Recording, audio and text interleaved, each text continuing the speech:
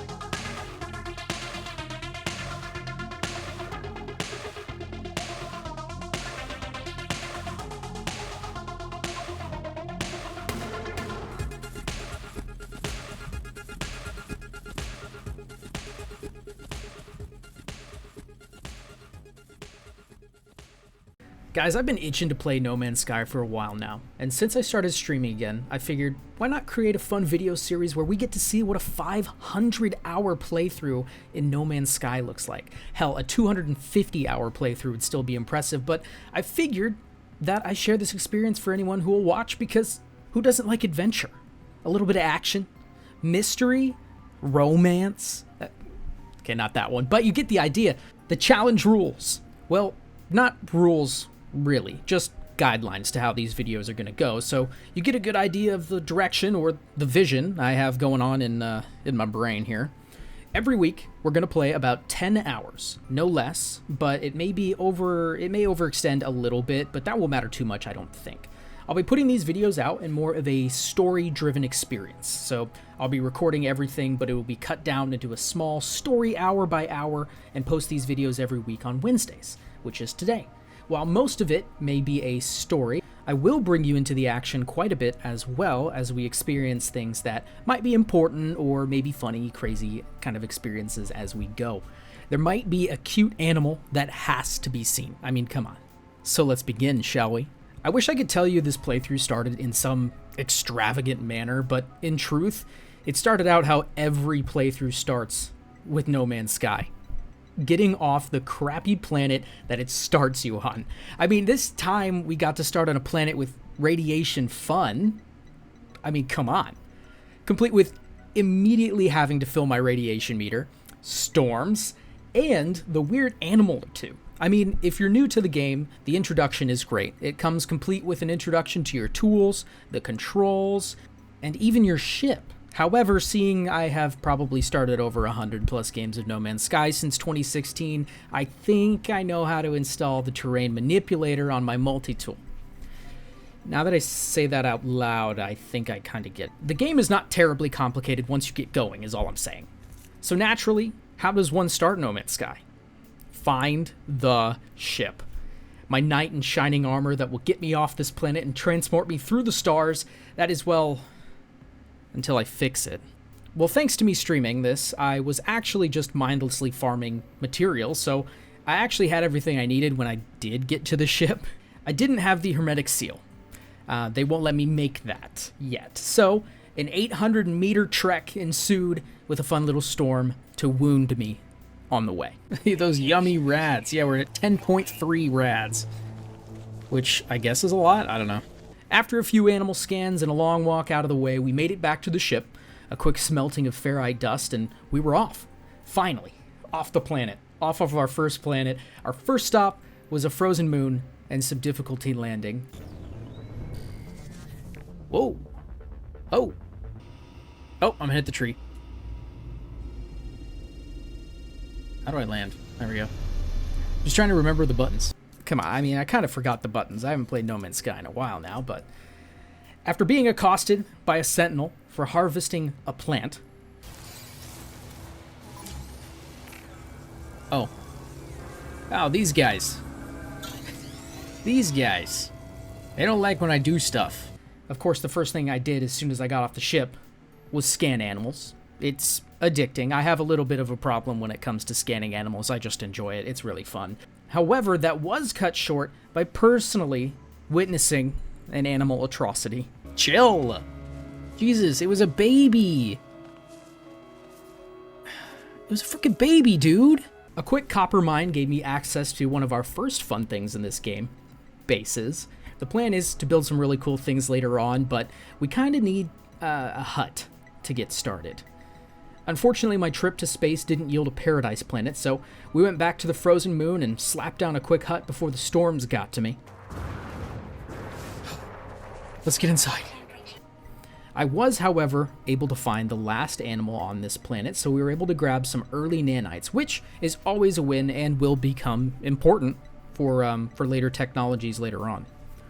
After kitting out my base with a smelter and a construction terminal, and giving it a fun name, very cold place. Haha. We were tasked with getting a teleporter going. Before that, we found a geode that gave me a very nice item. Money is in my future, I'm telling you. With the teleporter complete, with power and all, the space station awaited us. Side note, the space stations got updated, so I was kind of a little lost trying to find all the stuff that I knew was there, so it took me just a little extra time to figure out what I was doing. After upgrading my inventory and selling off all of my items to give me some money, I obviously had to customize my character. The inspiration for this one was a fat stormtrooper. Alright, short and fat stormtrooper assembled. With my pockets full of cash, I headed back to the base to continue the main quest for now. My stormtrooper buns found a freighter where the blueprints for the hyperdrive were hiding. I didn't do anything with that, I just kind of left. I mean, I know there's good stuff there, but I just left. I don't know what was going on in my head. Anyway, back at the space station, we spent basically all of the money that I had just gotten on microprocessors needed to build that said hyperdrive. I then headed back to the moon for fuel, but I got a little cheeky. Oh god. Oh god. Ow! Run away. Run away. Run away from the demons! I'll mine you. Is this effective? They killed him. I'll mine you all. After living my dreams of being in Starship Troopers fighting aliens, fuel was acquired. I decided to warp to the closest Korvax system and immediately almost crashed. Help. Accept. Help. Help. Help. We're gonna hit the rocks. Oh my god. My first stop was an anomaly planet to learn some words and continue the main quest line while my wife was absolutely livid after watching her Seahawks play the Bears. It ended as 6-3, by the way. It was a bit of a barn burner, was what they call those. I then found my favorite planet so far, a nice little paradise moon. Purple in its glory. Not too crazy though, so I just trounced around for a bit, but I did decide to tempt the space cops a little bit. I've been to... Oh god. The police! Oh jeez. I don't have a gun. I don't have a way to fight them. I left and hit the space station quick for some cash, and then the game crashed. So, yeah, that was kind of tough. Well, that's the opposite of good. A quick reboot led me back to the Purple Moon for a fantastic discovery. A crash freighter with some sick loot, contraband, and a brand new ship. Well, to me, at least. Problem is, getting this dang thing off the ground is gonna be hell. Like, legitimate hell. I consulted with chat, and they told me to get it off the ground and sell it at the station, since it was pretty beat up and kind of broke down. A lot of slots were broken, so that's exactly what I did. With large amounts of money now in my hand, we made a big gameplay move, a new multi-tool. Collecting an upgrade as well, I then made my way far enough into the game for the anomaly to spawn, and I did see some pretty cool ships that other players had, so some food for thought for later in the game for what we can find.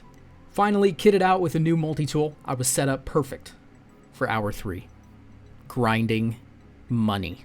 Hour 3, 4, and 5, I did offline, so it was all about just collecting money.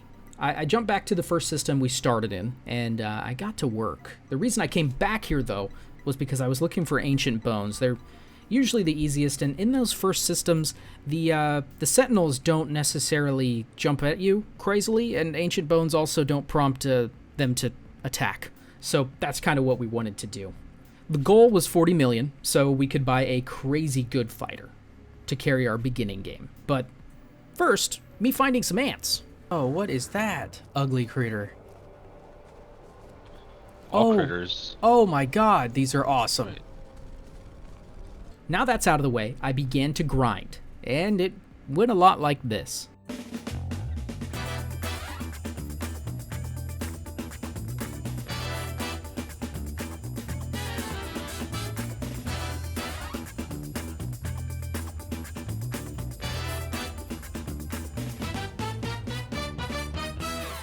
Just collecting bones and selling them off to anyone who would take them. So the cycle began. Farm the planet for bones, travel to the space station, sell them, travel back to the planet, and farm the planet again, repeating the cycle. I did have my friend in voice chat, so the farming wasn't that mindless, but I'm glad I did this off stream and not in front of people trying to enjoy video gaming, because this wasn't enjoyable. However, during this constant farming, there were a few notable moments, a giant oxygen plant patch, then moments later, a giant sodium patch, which are both good because it makes exploring a little less stressful having to worry about constantly having the resources to stay alive on planets that are a little less favorable. We did find a massive burial site. 19 nodes is crazy, but it is a great step towards the 40 million I wanted. I completed the planet's animal log for some much needed nanites and a little ancient structure loot to cap off Hour 4. Hour 5 began with me collecting a new friend. My friend. And he has a unicorn horn. With my newfound friend, we did a little more of the same. Lots of grinding left to get to our target of 40 million. But we found a bit of a gem while selling at the local trade post. Whoa. Oh my god.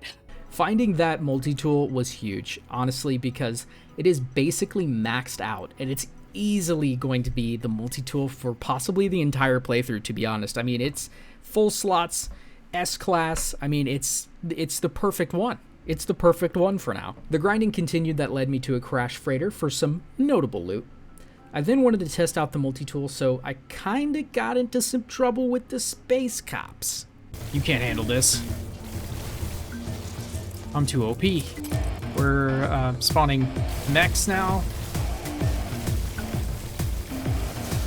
We're spawning the big kahuna here. We're just gonna blast his leg armor off.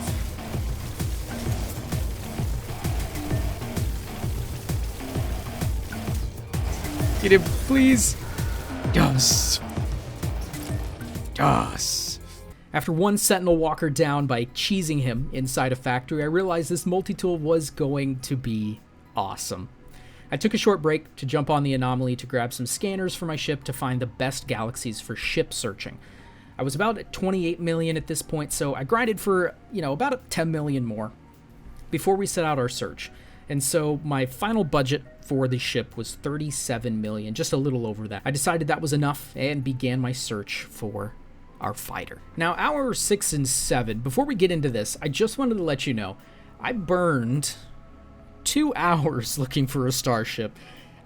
Now, I'm not that picky, it's just, well, let's tell the story.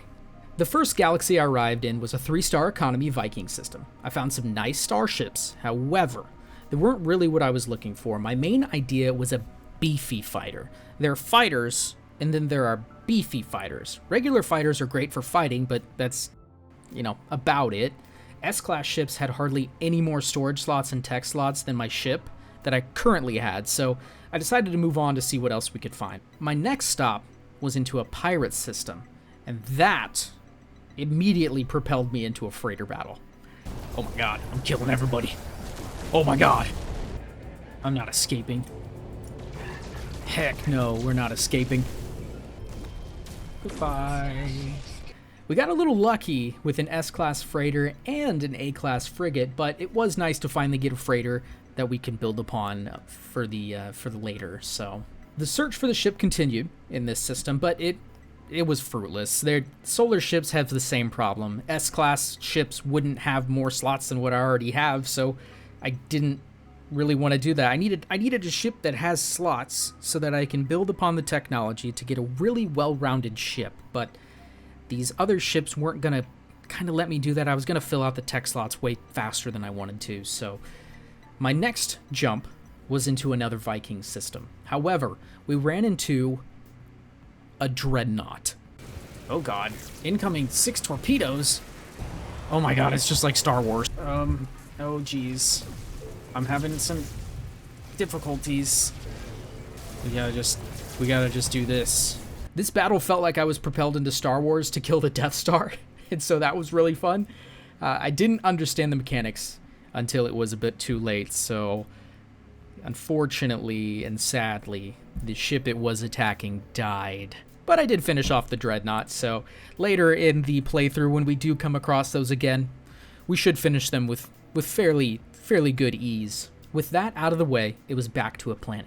Now, I should have gotten a ship right away. There were 2 nice beefy fighter ships that had lots of space, and I almost bought one. One of them was nice and beefy, which looks like the one that we ended up actually purchasing, and then another one had a little R2-D2 guy on it, and I thought that was really cool as well. But I saw the one. There's something.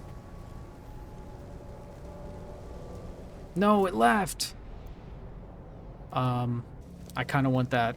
An S-class with 28 storage spots and 25 tech slots. I knew that ship was going to be my perfect starter ship. However, the problem with that is that the first one that I saw did not land. It actually just flew away. So I began to wait. And wait. And wait. And wait. And then I gave up. I spent too much time waiting for it to come back, and it never did. So I settled on a nice B class of the beefy ship because the A version was a little over my budget, actually. It was actually sitting at 43 million, so I wasn't actually able to get the A version of that ship. But I settled on a nice B class of the beefy ship because this version was in my budget, and it did have tons of slots for both. And just as I was ready to leave, here it came. Although this one was not the same model I saw earlier, so we kept with our own and continued on.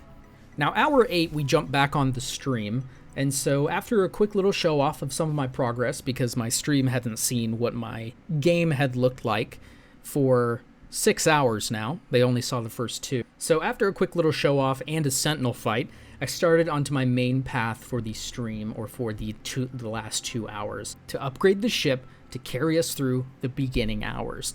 And that means basically from now until hour 100 for the most part. But that first meant hyperdrive modules and some tech modules to get this thing going. I did start a frigate mission, but the terminal decided to play games with me.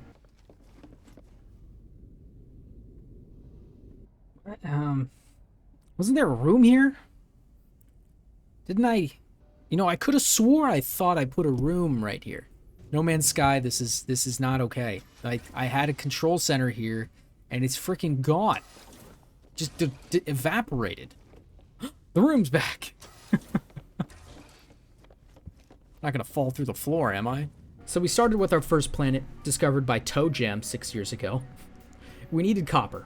With copper collected, we headed to a red galaxy to collect cadmium. Then it was off to a green system to grab emerald to get our final upgrade to jump into blue systems to have access to indium and activated indium, which becomes very important towards the end where you can get tons and tons and tons of chromatic metal. And it also does sell for a decent amount, so, you know, kind of farm it up and sell it off too. You know, it's kind of nice. After that was getting our scanner set up so we can see what type of systems we are jumping into. And then after that, I stopped by the anomaly and looked at my expedition rewards. I kind of think this is slight cheating because I did get some stuff in there that I shouldn't really have at this point in the game, but I made a pact with it. After 100 hours, I will allow myself to grab the free ship in there. So there is a really nice ship in there that I got from one of the expeditions, and I think it would be a really cool ship just to have. It may not be my main ship, but I kind of do want that ship. But I'm telling myself after 100 hours we can get it, because I did spend all of that time, 2 hours, and all of that money, 20-some million, to get the ship that I have now that I wanted to start the game with. You know, I didn't want to make that completely null and void and waste all of those hours, so we're going to stay with our ship for now. But I did grab the frigates in there to bolster up my freighter fleet, okay? I didn't see that as a terrible upgrade, or as maybe too early, but I did want to maybe show off the fact that this is some of the things you can get if you do play some of those expeditions on your main playthrough. After that, I decided I wanted to pursue the pirate quest line to start doing something I really haven't delved into much since its release. I really haven't kind of played around with it as much as I'd like to. So I just got to the pirate system to start that journey, and we ran out of time. With that, the first 10 hours were complete. Next week, we jump into our pirate life to have some fun with that adventure. But until then, thank you for watching. Side note, I do stream at 8 p.m. almost every day. I do go out of town once or twice a month to visit family, but for the most part, I try to stream every day. So if you want to get in on some of the action, maybe a week ahead, maybe 6 or 7 hours ahead of what you see on the video, go ahead and stop by and have some fun while we're doing it. Anyways, thanks so much for watching, and have a wonderful day.